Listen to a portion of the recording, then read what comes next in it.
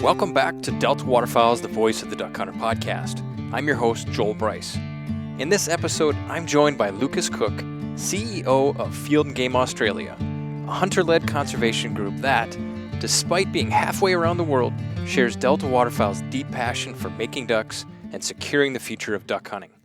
Animal rights activists in Australia have gained serious momentum with hunting, especially duck hunting, squarely in their crosshairs. I saw this firsthand back in June of 2023 when I was invited to Australia to advise Field and Game during a critical moment. My visit coincided with committee hearings in the state of Victoria that were set to decide the fate of duck hunting. But Lucas and Field and Game Australia didn't back down. They fought to bring science and logic into the debate. Their determination made the difference in saving duck hunting in Victoria and neighboring South Australia. Lucas and I sat down at Delta's headquarters in Bismarck, North Dakota, to reflect on their battle and other aspects of waterfowling. I think you'll find Lucas's insights both fascinating and inspiring as he shares his experiences in countering anti-hunting activism with truth and logic, his perspectives on duck hunting in Australia, and how the Aussie hunting tradition compares to ours in North America. Let's get started. Lucas Cooke, welcome to the Delta Waterfowl Podcast. Thank you, Joel. Thanks very much for having me. Pleasure to be here. Yeah, and funny, we're face to face. We're about 3 feet apart from each other. Typically, we're on opposite sides of the globe. Yeah, I haven't done the straight line calculation, but I think the flights are something like 16,700 kilometres, give or take. Kilometers. You can tell we're on other sides of the earth now. When you're talking in kilometers. Most of us, I guess our Canadian listeners will talk in kilometers, but the rest of us use miles. 16,000 is an easy conversion, so it's 10,000 miles. Okay, I love it. That's right. That is right. 1 miles times 1.6. 1.6. Yeah, 1.6 kilometres in a mile. Perfect. So, Lucas, you're the CEO of Field and Game Australia. Tell the listener about just one-liner, what's Field and Game Australia? So the line I've taken to using in the last 2 weeks while visiting the US is that Field and Game Australia is the closest thing Australia has to a Delta waterfowl. So similar mission, similar organisation in that we're involved in duck hunting, wetland care, rehabilitation, advocacy, all those sorts of same moving parts. And with the addition that we throw clay target sports into our organisation as well, just to mix it up a little bit more. So we also have a representation as a national body for Australian simulated field shooting, which is a particular discipline of sporting clays in Australia. So lots of moving parts. Nice. They do go hand in hand. You know, that's the same gun that shoots a duck. Do damage to a clay bird. That was the original way it was all tied together. Was obviously we conserve so that we can hunt, and we can only hunt for 3 months of the year. So the rest of the year we set up a clay target discipline that simulates our field shooting conditions so that we can practice and be proficient and be as good a shots as we possibly can when it comes around to time to go out after the birds. That's perfect. So I don't want to bury the lead. We're not going to jump right into the meat of the discussion, but for the listener, what am I listening to? Why are Delta Waterfowl and Field and Game Australia talking to each other? And I would just summarize by saying that the future of hunting is a global issue. It's of global concern. So Delta Waterfowl and Field and Game Australia have collaborated on ways to benefit the future of hunting in both countries, both continents, I guess would be the more appropriate way to say it. And we're going to talk a little bit about how in Australia, the state of Victoria where you live has recently been under the gun and just about lost hunting. There have been, or at least native game bird hunting, I would say, which includes ducks. But other states and territories in Australia have already lost that privilege. So there's several states, 3 states in Australia that no longer have an open recreational season on ducks. So it's a little bit of a furphy, if you like, that some say that you can't hunt ducks in those states. You can legally hunt a duck in every state of Australia. It's just that you can't recreationally hunt ducks, and they don't have an open season in most of the states. So we've lost the opportunity to hunt except without going through a lot of loopholes and processes in 3 of our states. There's 3 states and 1 territory left where we do have an open recreational season.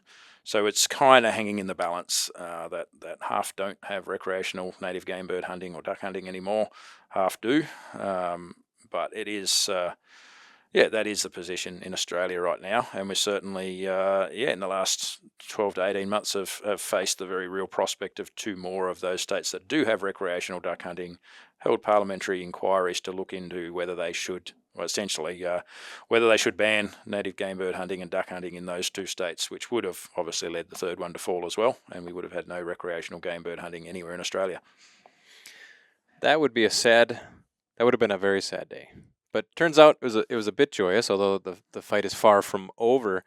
So I invited Lucas onto the podcast to share with the North American listener, I guess I would call it a cautionary tale. I would imagine that in your lifetime, Lucas, you could point to a moment where you thought, yeah, this will never happen. But guess what? It did. And it very well did. So I think for the listener, when we get to that point here, after learning more about Lucas, where he's from and his background, I think we'll get into that. It's just, what are some lessons that, Lucas, you'd like to teach the North American duck hunter to pull their own weight and help defend the future of hunting here in the U.S. and Canada? Before we get there, I do want people, right now you're just this guy, Lucas, from Australia. Tell us about yourself, Lucas. Tell us about where you're from, your upbringing. Has hunting always been a part of your life, and what brought you to be the CEO of Field and Game Australia? Yeah. So the short version of all that, Joel, I came to my upbringing was in agriculture. I came to hunting through agriculture, through pest mitigation, vermin control over crops. So I suppose from an upbringing point of view, my exposure to hunting early on was a family that didn't hunt for the pleasure of hunting. They hunted for the agricultural need to control pests and to control wildlife in Tasmania, that little island down off the bottom end of Australia that has its own funny ways and intricacies around these things, but certainly didn't come from a hunting family as such. I came from an agricultural family where hunting or firearms were a tool, and like every tool on the farm, they had their use to get a job done. But what I saw through my high school years and later on was a definite shift towards things in agriculture becoming harder, animal activism and other things making what seemed like common sense rules go out the window in agriculture, and just these things were made more and more difficult for weird and wonderful reasons. But I certainly grew up with that understanding in agriculture that these things were required, that population control was just a necessary part of managing landscapes, managing the land for multiple reasons around agricultural production, but also the health of wildlife and other things. So I had an interest in it from an early stage from that point of view. And then I suppose the pathway that led me to Field and Game was a convoluted one, but essentially with a career picking up different skill sets in bits and pieces as I went through multiple industries, and then eventually ending up looking for a for-purpose role in an organisation that I believed in, and I believed in the mission of Field and Game Australia to advocate for Australian wildlife, to ensure habitat and to build healthy populations and manage them well. That was kind of how I came to Field and Game, as being an organisation I believed in and was interested in working for. And again, a little bit of a process of coming in at one level and then through different happenings, ending up getting offered the role of CEO and being keen to take on the challenge. Not realising when I took on that challenge exactly what a challenge I was taking on. So 2 weeks after I accepted the position, 2 states announcing that they were having parliamentary inquiries to look into banning it. So it's certainly been a straight in the deep end for me as far as that advocacy work and hitting the ground running to defend the rights of hunters in Australia, to be able to do what we've done for Field and Game's done for over 60 years. Jeez. Welcome to the job, right?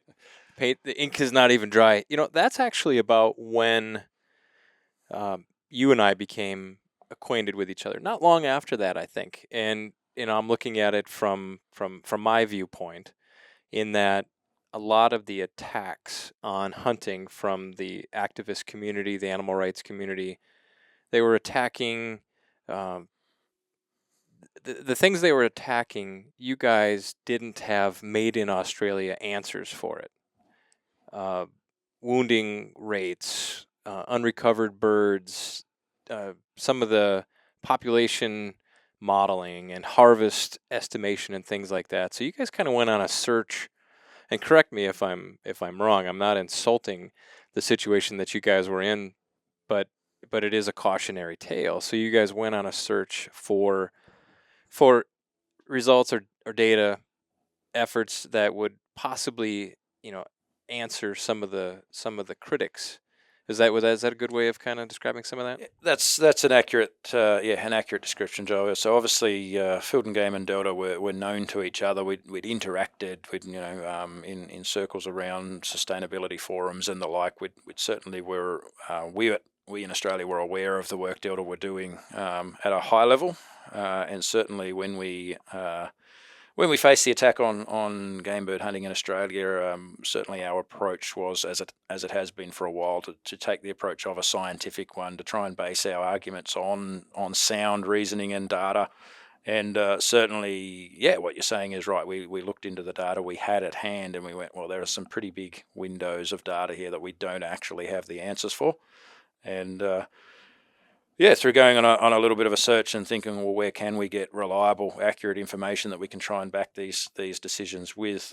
Delta was the one that came to the forefront as going, the work you've done was pretty robust, and so it led to obviously us inviting you to come over and give us some expert insight and opinions, which you did, and I suppose which has now led to this reciprocal visit back the other way to go, well, certainly, as I'm sure you'll agree, and I know we've discussed, Joel, that the similarities you discovered when you were looking at our situation, it really was a little bit of a for you looking in the mirror at things past for Delta and going, well, it wasn't so long ago that Delta was in a similar position from a growth perspective. Mm-hmm.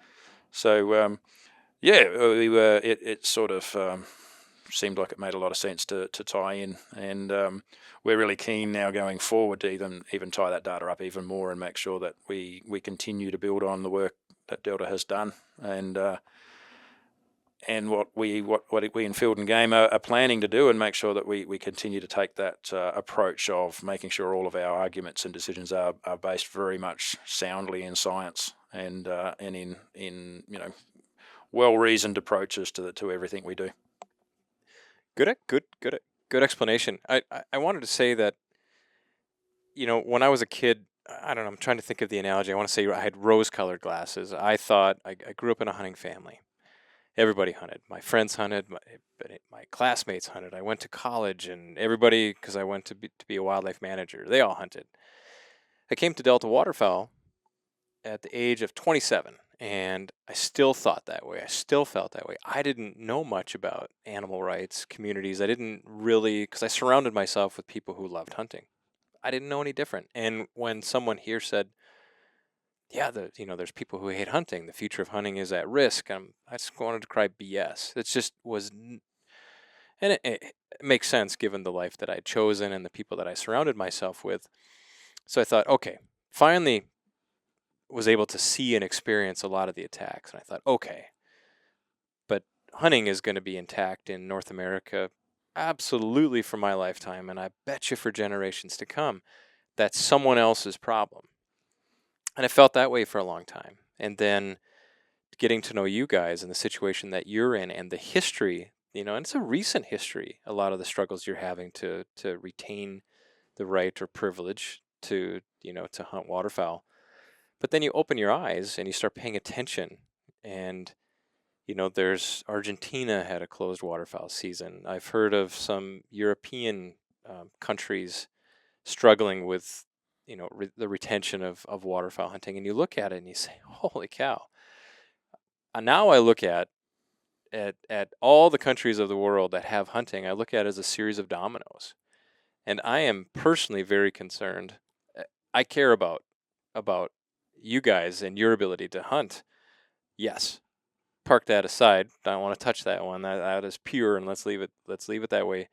But you guys are one domino in a series of dominoes, and we all know what happens when you tip over a domino. It's just a matter of time. I truly believe that, yes, we're a North American waterfowl conservation and hunting organization, but everybody has time to collaborate and share ideas and share experiences and share those cautionary tales, share data, share experiences, tips and tactics, as you may. And you're right, when Delta and Field and Game Australia, FGA, we are so similar, both, in origin, both in who supports us. I guess the role that we've taken on. I did feel it was kind of funny when I jumped in the airplane and flew over to meet you guys. I felt like I was flying 20 years into the future, because all the things that we say will never happen here, I landed into the future. But then I also felt like I flew 20 years into the past, because I've been with Delta 23 years now, and the size of the organization that you guys are is where Delta was probably 20 years ago. And so it was a really great experience to collaborate and learn, for me to take, your experiences back. So frankly, so we can benefit the North American hunter with your experiences, but then also for me to leave some of the experiences that I've had working for a small and growing nonprofit. So it's been an amazing experience, and I think globally hunting will have a brighter future, in very small part because of the relationship that we've established. But yeah, I'm just pretty pumped, and it gives me hope for the future. I think absolutely. There's a lot of great stuff. There's a lot of strength that I think we can come from collaborating. Like I said, the similarities between the organisations, between the duck populations, between the circumstances surrounding. I've certainly sat in on meetings in the last 2 weeks with Delta, and I've heard the discussions about a falling level of suitable habitat, and the focus being on increasing productivity of remaining habitat. All things that all Australians can look at and go, well, you're right, we are losing our wetland habitat for multiple reasons. And so I think there's a lot of strength to be taken, and going back to the other issue as well, I think the cautionary tale around it is when you surround yourself with like-minded people and you hear the same arguments all the time. Oh, don't worry about that other side of the argument. That's crazy. We're basing our decisions over here in facts and data. How could anybody ever possibly question facts and data? There is that cautionary tale there to remember that those opposed to hunting aren't looking at facts and data. They're looking at emotion and an ideology as reasons to oppose what we do. So it's certainly great to be surrounded by like-minded people, to talk to hunters here in North America that could just as easily be sitting around in a campfire somewhere in Australia, and you'd be having the same conversations. It's great to celebrate and recognise our similarities from that point of view. It's also great to have a little reminder there to go, well, we have to be careful, because while all the people we're surrounding ourselves with make sense, and how could you possibly oppose us, there are those out there that do. And I think even looking at those demographics, so we've certainly said for a while in Australia that 10% of the population love hunting, 10% are deathly opposed to hunting, and the other 80% in the middle don't really care one way or another. I've heard those exact same figures repeated back to me about North America, that absolutely, there's a large number of people here that love hunting, and it's easy to surround yourself with those people that love hunting and think that's the viewpoint of everybody. We're never going to change the mind of the 10% on the other end of the scale, but we can certainly, with the things we do and say, and the thoughts we share, the things we share with that 80% that may not be hunters, but they're not necessarily opposed to hunting. They're also not necessarily going to advocate for hunting. If we can share with them enough information and enough good news stories about the great things we are doing, and I think we can genuinely say both of our organisations are doing great things for native wildlife. If we share those things, then hopefully there's a bit of hope that the anti-hunting movement won't be able to gain any more foothold with their rhetoric and nonsense and let's face it, lies and ideology that they throw out there. So that's important to me as well, that we're being clear with those we talk to that you will hear crazy stuff, and it is crazy, but we also need to remember that if they don't hear the other side of that argument, they don't know it's crazy. So there's a little bit of both ways going there. We're certainly here to talk to people about the fact that we certainly thought 10 years ago in Australia, we never thought we'd be facing a ban for the reasons that we're facing a ban, or we were facing a ban. So there's a bit there to say, don't take it for granted in North America. And as you said, I'm definitely encouraging every hunter, wherever they may be in the world, to make sure that they're aware of what's going on around them and make sure they're doing what they can to be positive advocates for hunting, to make sure that they're influencing the general public positively as far as their opinions of hunting and their viewpoints. So, you and one of your board members, Trent Lean, came over together. Trent went back some days ago, but you guys came over to the front part of your trip to take in the Delta Waterfowl Expo. At that expo, and then I think that's kind of that's actually probably a good conversation in and of itself, is the attraction for you guys for that type of situation. But we had our board meeting take place at that, and I asked you to give an I guess a nice presentation to our board. I think you did a fantastic job, but you gave them recommendations, and I think one of them, which was great, and maybe you can tap into some of those again, but one of the recommendations was to not give up ground. Can you expand on that one? Absolutely. So it's definitely in hindsight, looking at the Australian situation, there's countless points in time where we might have acted sooner to arrest this. There was certainly plenty of instances where hunters and the general public went, oh yeah, look, we'll just let that slide. Obviously it wasn't an easy we let it slide, but the start of the downhill slope in a large way in Australia was 1996 when our firearms were taken from us in a large way. We lost semi-autos, pump actions. We lost access to a lot of firearms. They changed a lot of the regulations.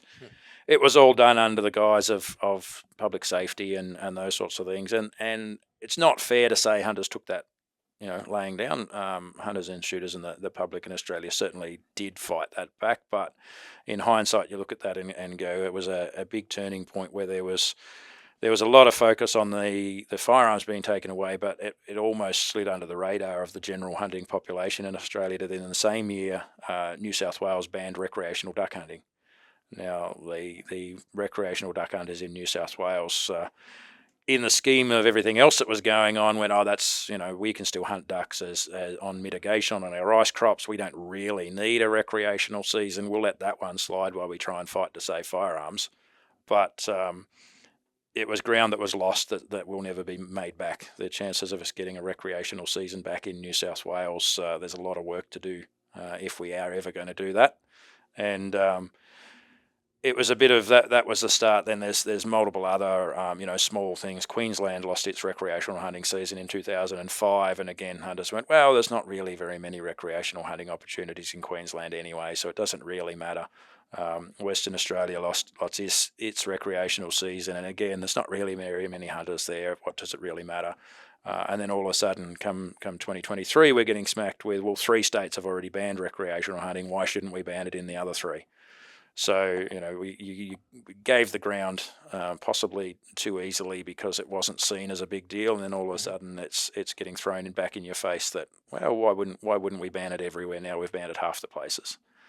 I think the precautionary tale in the US and in North America we see is that 100%, even all the way from Australia, we see that the attacks that are happening on the smaller parts or the low-hanging fruit, as it might be seen for the anti-hunting crowd. They're going after small niche hunting categories that not very many people do, that the general public probably think, well, why would you do that anyway?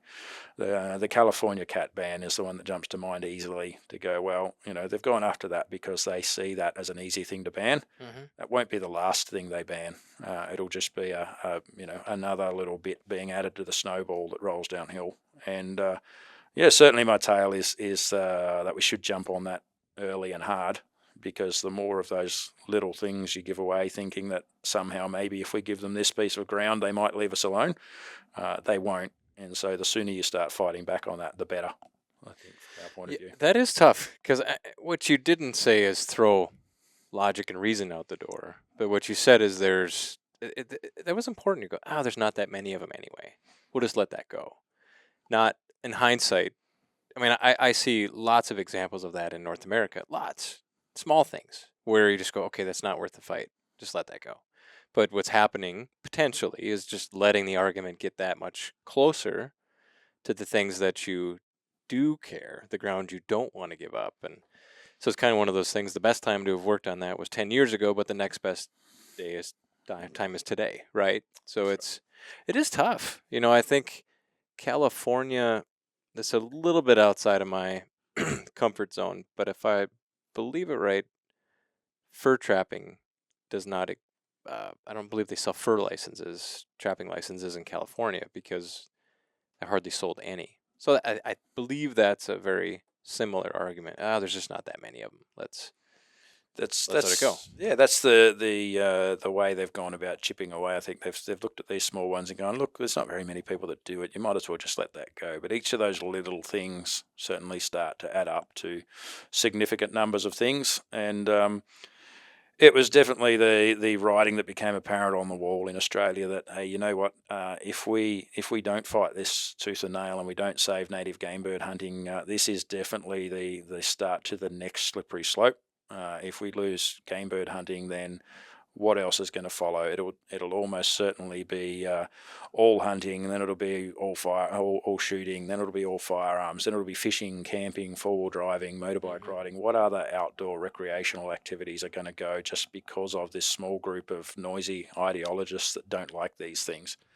So it was definitely a massive movement in Australia when we brought together the broader outdoor community, and we actually got, we collectively came to that realization that if we give any more ground on any more of these small things, we're facing a loss of all of the big things as well. So it was really a defining moment, I think, in Australia, where when we were able to assemble our outdoor recreational action group, and we got this collective group of outdoor users together, and they were able to really make it heard to the government in Victoria and South Australia that enough is enough. We value these outdoor pastimes. We want to keep them, and we're not going to give any more ground for these little things that you might not think important, because we think they are important, and we want to keep them. And as I say, I think that battle for us was made more difficult by the fact that, it would have been an easier conversation perhaps to be having 10 years ago, 15 years ago, before we lost a lot of these other small things. And I think that's the cautionary tale I like to bring to the US is don't wait until it's your pastime that's being attacked before you stand up. Have a look and pay attention and realise that it might not be yours today, but if you don't stand up and help to save these small niche activities, the next one that might well be being attacked is your activity. That's great advice. I think there's one of the things that stood out to me was your greatest key to victory, and it was support, frankly, from on the surface a non-hunting crowd. Yeah, there were hunters in there, but they weren't. It was a lot of the trades unions. But I think to fully appreciate that story, you kind of have to go all the way back to the beginning, and I'll do my best. To get some of the government labels correctly, but there was so the Victoria is the I guess it'd be a governor here. What is that? The premier. The premier was contemplating whether or not to ban native game bird hunting. That's ducks and stubble quail, right? And so rather than make that decision himself or herself. So at the time when the inquiry, it was himself, yeah. So rather than make that decision himself, he created what was called a select committee, which was a group of government officials, and their job was to do research, hold public hearings, and investigate. How long was that process of the select committee? So the this committee process, the committees go on all the time. The committee process itself doesn't always have a fixed time frame, but ours in this case was around an 8-month. It was announced I think in February, and it had to hand its findings in before the end of August last year. So it had about that time frame for this committee to go away, do all their investigations they need to do, hold public hearings, do the things that they do when they run these parliamentary inquiries, and come back to the government with a list of recommendations.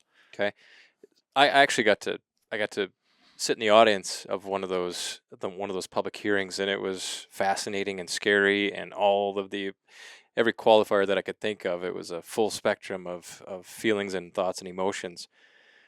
Okay, so at the end of that came to an end, and that group of people made a recommendation to the Premier. And the recommendation was, we recommend you ban these activities. And it wasn't unanimous. It was 4-3, is that what it was? So essentially it was 5-4. 5-4. It was the end result, yeah. So you guys thought, and there's a lot of discussion that we could have to unbox that, but you guys thought, it's over, right? It is absolutely over. And why wouldn't you, right? This was a long process conducted by government officials, and it was amazing the depth of conversation, the depth of testimony from the animal rights people to Chamber of Commerce type groups about the economic value of hunting in communities, to science, to Brian Hiller from Bemidji State in Minnesota, professor testified. It was fascinating. So why wouldn't you think otherwise? But it wasn't over until the Premier actually agreed with it or signed it or whatever the final stamp of approval was. So you had some fight left in the cat there. That's right. Yep. So the way these things generally go, the select committee are supposed to be a group of impartial people that go away and they hear all the evidence and they make an impartial decision. Now, certainly we'd say in our case, we knew from day dot that the members of that committee were not impartial. We knew there were certain people on the committee that were very much going into this with a preordained outcome in mind, and no amount of information was going to change their mind.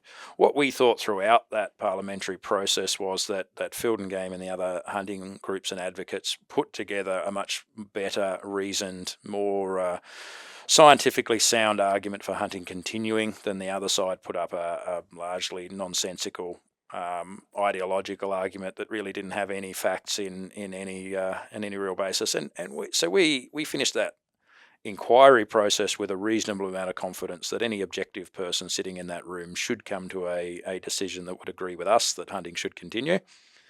But we didn't have an objective crowd in that room. So, yes, you're dead right that the committee came forth and handed down their findings, that they actually handed down 8 recommendations, the first of which was ban all native game bird hunting immediately. So that was the important one, and that was the case that it went to government. So once the select committee hands their findings to government, the government then comes together, the Premier and the Premier's cabinet come together, and they make a decision on either to accept the findings of the committee or reject or partially accept. There are things in between. And yeah, certainly when the committee handed down its findings, the thought was that we're in deep trouble. It's not unheard of, but it's rare for a government to reject a committee. And again, importantly, this select committee did have a majority of Labor Party ministers on the committee itself. So for a Labor Parliament to reject the findings of a Labor-led hearing is rare, not unheard of, but rare. That makes sense. So that was the position. We had a committee with a Labor Party chair handing down a finding that this should be banned. It's a difficult thing from there to turn around and have a Labor government reject the findings of their own party member, their chair.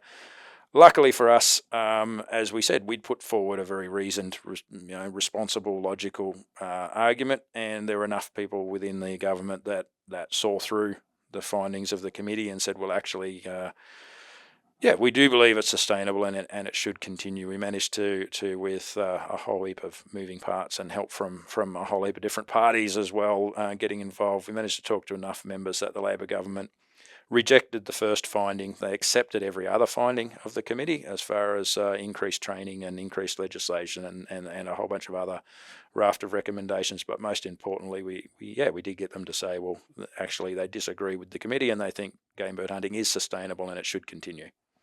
See, so this is the part that this is the exciting part for me. And actually, the key to victory was, again, it wasn't.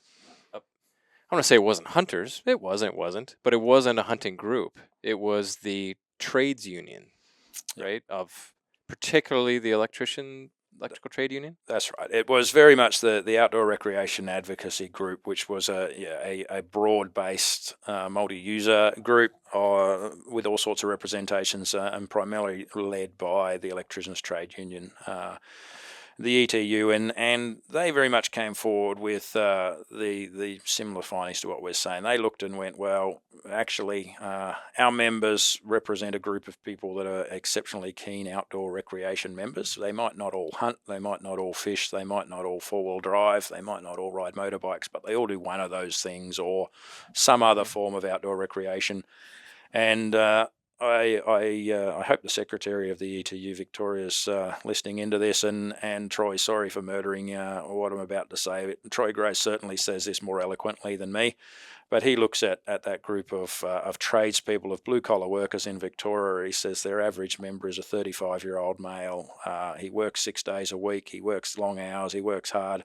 And on the seventh day, he wants to partake in his chosen recreation, be that hunting, be that fishing, be that riding motorbikes, whatever it is. Those members, those blue-collar workers, appreciate a lifestyle where they can go out and enjoy their chosen recreation. And they, we would say, correctly identified that an attack on hunting was an attack on all of those forms of recreation. If we allowed the government to ban one, then they would continue on, presumably, to ban the next and the next and the next. And so it was really seen as a time to draw a line in the sand. We're quite thankful for the support of the trade unions and the other outdoor user groups that also recognised what was on the line and stood up. And made a stand against this government and went, no, we don't support banning reasonable, responsible, sustainable hunting. There's no need to ban it. There's no reason it shouldn't continue, and that's certainly the argument we'd made all the way through. But when you get a combined power of hundreds of thousands of outdoor recreation users instead of just tens of thousands of hunters, it certainly made a big impact, and we're very happy it did. Yeah, see, that's so. To summarize what you said, a large group of outdoor recreation users gathered together, united, and successfully secured at least a short to midterm future for hunting of waterfowl hunting in Australia, in Victoria. That's right. At the end of the day, in Victoria, but by broader application in Australia, because obviously Victoria is the last bastion of game hunters in Australia. If it was lost there, it was as you said earlier, it was going to be a domino effect on to the other states as well. But you're right. That's the premise of it. Is it wasn't just hunters. It was all people who could see that if we allow the erosion of one more legitimate activity, then where's that going to stop? Came together, made a stand, and stood up, and were able to secure, as you say, at least the next 10 years of game bird hunting now locked into legislation that's currently being rewritten. But the commitment of the government is definitely that hunting will continue. That congrats. I know I've said it a number of times, but congrats on record. I actually, I look that experience, the key to victory there at the end that overturned that select committee recommendation. Not overturned it or fought it off or whatever is the right word. I actually don't know if that would happen here. I hope it would happen here, but I don't want to say that there's this divide between hunters and outdoor recreationists who don't hunt. I'm not going to say that I don't see that. Sure, there's examples maybe on the edge where there's that's combative, two groups of people, but by and large, peaceful coexistence. But I really don't know if other outdoor enthusiasts who don't hunt, I don't know if they would come together. I hope so. It gives me hope. Just that common appeal of being outdoors and conservation and nature whether you consume or not. I hope so, but I would say that there are discussions that I'm a part of. There are rooms that I'm in my career where we do talk about, hey, we need to strike alliances with mountain bikers, hikers, campers, climbers, uh, you name it, trail runners. We need to do that. We need to find common ground. And, it is the hunter who has all of the self-imposed fees. When I say self-imposed, I don't decide whether or not I'm going to pay a hunting license, but there was, prior generations that said, okay, we're going to put this tax on ourselves. We're going to put this license, the tax on firearms and ammunition. We're not the only funders of conservation, but one of the few that I can think of that well, I guess it's people that fish, I suppose, but I can't think of people really that have put that tax on each other. I think we've certainly seen examples in Australia, and I know I've heard of examples in this North America where they've tried to impose conservation taxes or licenses or fees in a similar way. And I think in every example I've heard of, it's been an abject failure. So it's certainly a lot harder to get other groups to put money towards conservation. They might enjoy using the resource, but they're a lot less likely to actually invest in it. And that's been our argument all along. Hunters have for many years now been happy to invest in hunting as long as they're given good opportunities to hunt. But I think, again, it's shifting the broader groups. As I said, we would certainly hope that these broader groups can look and go, well, not only both maybe we need to put a little bit more back into conserving what we do as well, but maybe also we need to be a bit more aware of other groups around us that maybe use the same resources or the same access and share it. Certainly in Australia, our state game reserves are there and open to the public 12 months a year. Hunters use them for only 3, and hunters are perfectly happy to have them open to the rest of the public for the rest of the year.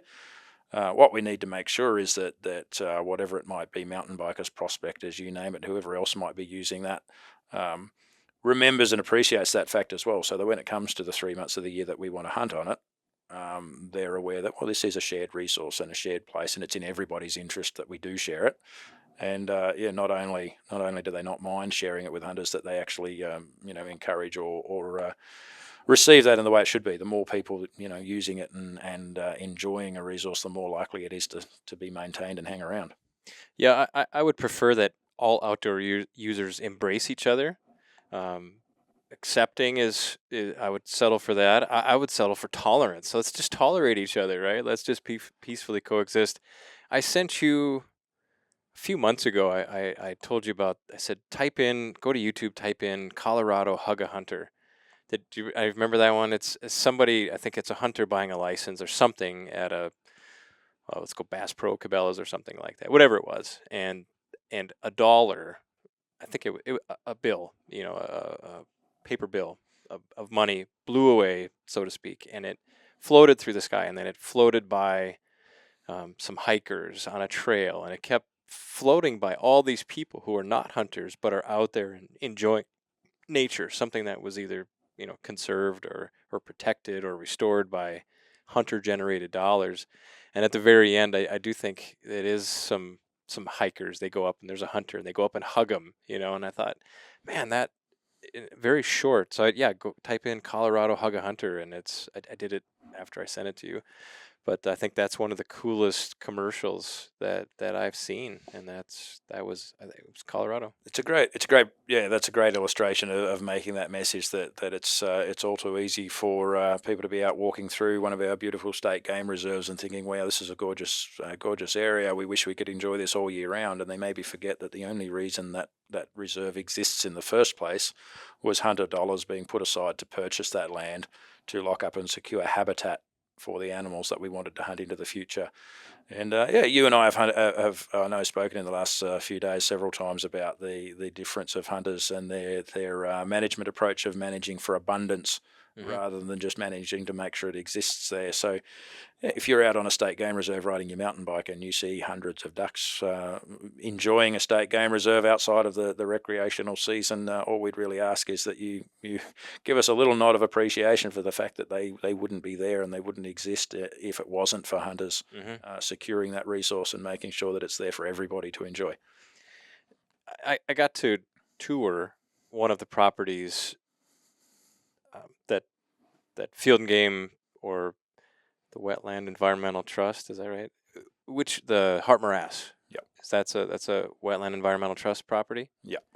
But it was a piece of ground that was absolutely.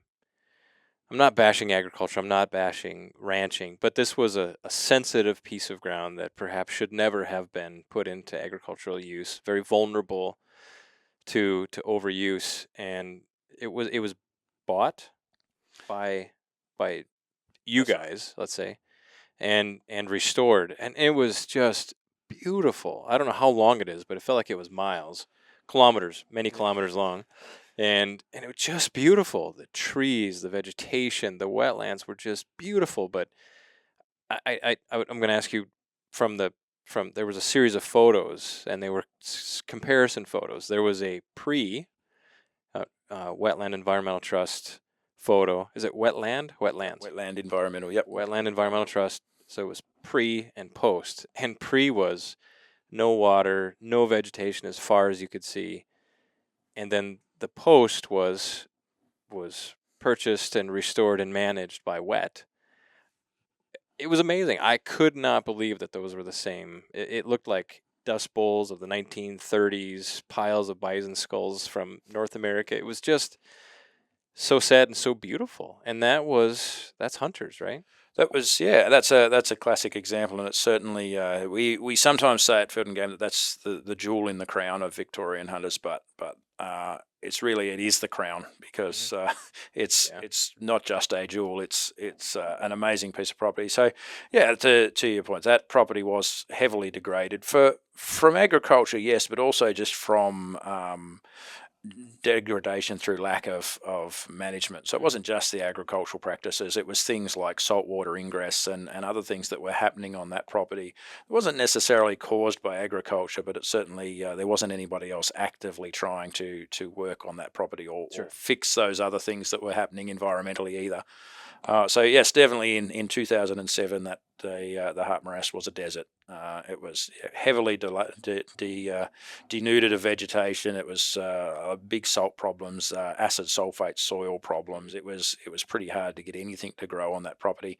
And through what is absolutely a labour of love by Field and Game members and volunteers in that area, it has been now completely transformed to an exceptionally healthy wetland, an absolute abundance of wildlife, of biodiversity. So one of the catchphrases in conservation efforts these days now is not just looking to conserve one thing. You're actually looking for biodiversity. You're looking for a healthy ecosystem. I think the Heart Morass is a shining example of that. Now, we could have put a fence around it and turned it into a duck farm, and it would have generated more ducks. But it wouldn't have been anywhere near the healthy, thriving ecosystem that it is now. And so we often get accused of, you just manage that property to make ducks so that you can hunt them. Well, I said there would be means to and ways to make more ducks on that property if that's all you were after. We're not after that. We're after a healthy ecosystem that ducks can live in and thrive in, and that, yes, for a very short window of each year we can harvest some of. But managed in a way that strives for abundance, not just as we're seeing in other parts of our state where wetlands are managed by just catchment management authorities that want to try and make sure they tick a box and they say that it is still a wetland next year. And some of these authorities are doing great work on wetlands, don't get me wrong, but a lot of their wetlands are just getting by. Just the minimum amount of vegetation on them so that you can still actually call it a wetland. They might have water in them 1 year out of 5. They're certainly not a thriving wetland. They're certainly not creating abundance as the Heart Morass is. Yeah, I think is a great example of that peaceful coexistence that we were referring to just a couple minutes back when we toured that. And you guys toured those select committee government officials on a pre-post. That was really impactful. But what also stood out to me was the group of mountain bikers. It was kind of a retirement aged group of people that mountain bike all over the place, I guess, but they mountain bike through that. And so here's a group of hunters and conservationists. Here's some government officials, and then here come these just sweet people coming through on their bicycles. And it's a classic demonstration again, Joel, of what we say. We're happy for other people to use that property. We actually enjoy them using that property. Again, an unfortunate reflection perhaps on our society these days, that we do have to have a locked gate, or the wrong sort of people get in there and do damage. But we're certainly mountain bikers, dog walkers, the likes, at different times have access to that property, and we welcome them there. And we find the same with our other properties in Conowari, for instance, where we have a 1 mile walking track around a wetland there, and it gives us a lot of pleasure to see people during the week out walking around that walking track, and it's a lot of fun now that we're based there with our national office, that we can have that gate open every single day, and we regularly see people coming in, walking around it. We recently held a charity music event there, for instance, and had around 500 people come in to enjoy music and donate to charities and use that property. And it was great fun to see people walking that walking track every single day. So we definitely have a community focus at inviting people in and letting them enjoy it. And all we ask is basically that they understand that for a small period every year we'll hunt on it. And by the way, they're perfectly safe, and they're still welcome to use it during the hunting season. Yeah, and then they're going to go back into their circle of friends and talk about the great experience that they had on this group of hunters property. So great ambassador property. Hey, I want to switch gears real fast here back to the expo. So that was welcome to the United States. Let's go to the expo. And for you guys, literally that was you guys were kids in the candy store. Here we can walk into Bass Pro, Cabela's, Shields, pick your big box, and we have access to all of those, all of the outdoor products that we can dream of, and we take it for granted. But what was it like going to see all of those sporting products, waterfowling products under one roof?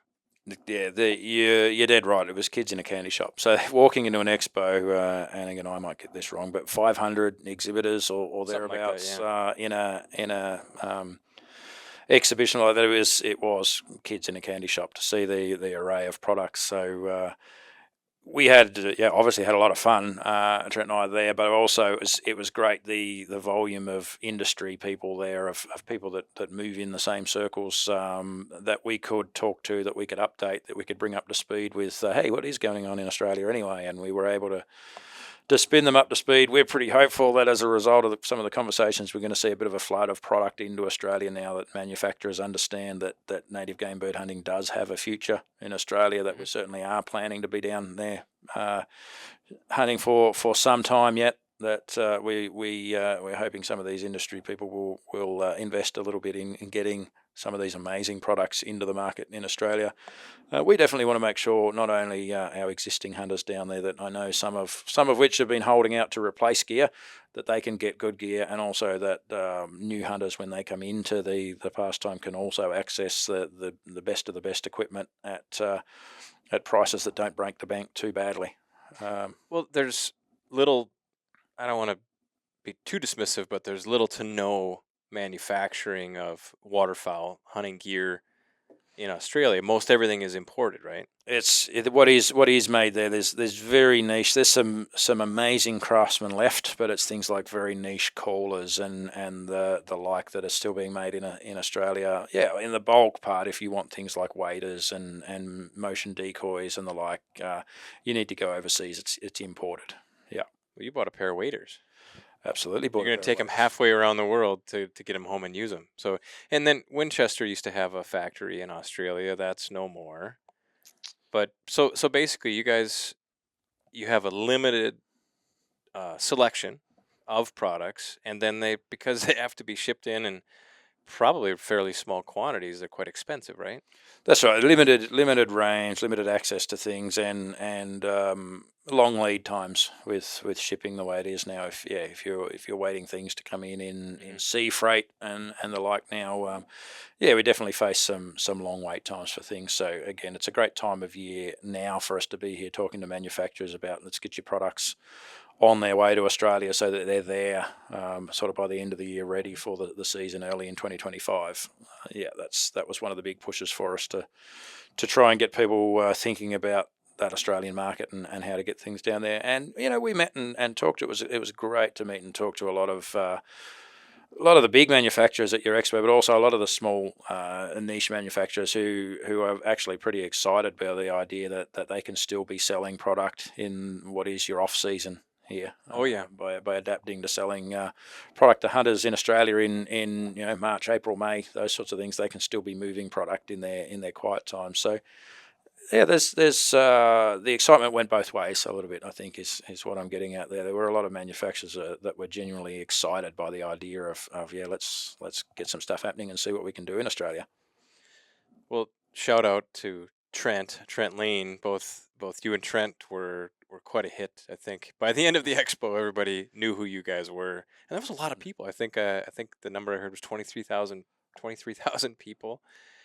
Yep. End of it went through the expo. So yeah, for you guys to stand out, you had matching shirts on, green ones one day. That was a little easier than the button-up shirts after that. But we had the Field and Game green and gold colours out for sure, flying the flag and like you say, shout out to Trent. I think he took home one of everything that was at the expo. So he certainly had several bulging bags full of products going back. So anybody who knows Trent, hit him up for waders or calls or anything else. He was going home with his pockets full. But yeah, it was genuinely a great event to be to. We were very happy to be there to fly the Field and Game flag. So we made sure we had the Field and Game flag on, and that people knew who we were and why we were there. It was a great time, and it was great to see so many like-minded people packed into one place. And I think again, as from a Field and Game point of view, we certainly took away a lot from the way your expo was run, from the professionalism of the Delta team, the way that expo, it was like clockwork to see the way that the whole event was run. So I think there's a big credit there to Delta. You seem to have a lot of very happy exhibitors there that I think you'd be trying to beat them away with a stick to stop them being there again next year. So I think there's a lot of credit there, a lot of excited industry people that kind of don't get that opportunity to come together and meet that often either. So, yeah, we were pretty happy to be there, but so were lots of other people. So it made it a great vibe. It was a great thing to come to. Yeah, it was. Yeah, next year, Oklahoma City. Everybody will have a heads up here in case you want to make some travel plans. But I kind of want to go back to the similarities between the two groups, and I did want to mention a couple people that I met during my time that I felt like, on one hand, the world's so big, but man, I came back thinking how small the world is. Like, I want to look at a couple people. Delta has a lot of volunteerism, our chapters, and you call them branches. And Delta would be a shadow of itself if it wasn't for our volunteer ranks, the duck hunters out there doing local projects, holding banquets, advocating, on behalf of hunting and winning those small victories. But everybody that I met when I was there, I feel like I've known them my whole life, that they could be living here in North Dakota. David Cox is a guy. David, I hope you're listening to this one. Graham Wall, amazing gentleman as well. Glenn Falla, who's on your staff. But it just, duck hunting, man, it's like a universal language. It was just such an amazing experience. I did come back with this huge source of envy, and Graham and David will remember this one. So Scott Petrie was over in Australia a number of years ago. I think it might have been 7 or 8 years ago, and he gave a presentation and introduced you guys. This predates you, right? Yeah, but introduced your team to the hen house, and you guys most of your duck species will nest in, most do nest in cavities, some ground nesting. But so basically, I think it piqued the curiosity of, will a hen house work over here? Not only will they work so much better, so much better. Multiple, like in the United States and Canada, typically it's just the mallard. 99.9% of what uses a hen house is a mallard. But over there, 5, 6, 7 species will readily use a hen house, some more than others. But we were out touring one of the areas, and David pointed at a hen house. And David, I think I got it right. He pointed at that hen house and he said, I had 13 successful nests hatch out of that hen house. And I said, holy cow. Now you're with multiple species using a hen house, and your breeding season is much longer than ours. It could almost span an entire year if the wetland water conditions are right. Ours is much shorter, primarily one species. But I said, David, that's 20 years of production out of one hen house in Manitoba, let's say. And man, was I envious. I wish we could teach all the ducks to use a hen house, but I can't. But anyway, I just want to hats off to your volunteers, to your staff, to the mission, and the work that you guys are doing. And conservation is hard work. Hunting advocacy is hard work, and with a small, passionate group of people that's growing by the day. You guys locked arms, and hopefully we don't find ourselves in that situation. But if we do, you guys set a great example for how to victory. So you did right. Now our organisation's founded as is yours on our volunteers, and we couldn't exist without those hardworking members out there day in, day out doing what they do. In all three pillars of our organisation. So we've got hunters this year who just behaved above and beyond any expectations from a compliance point of view in a heavily scrutinised season. Impeccable behaviour from hunters is amazing. We've got clay target branches out there that run week in, week out, and rely on the dedication and commitment of their volunteers to run those events, and that couldn't happen without them.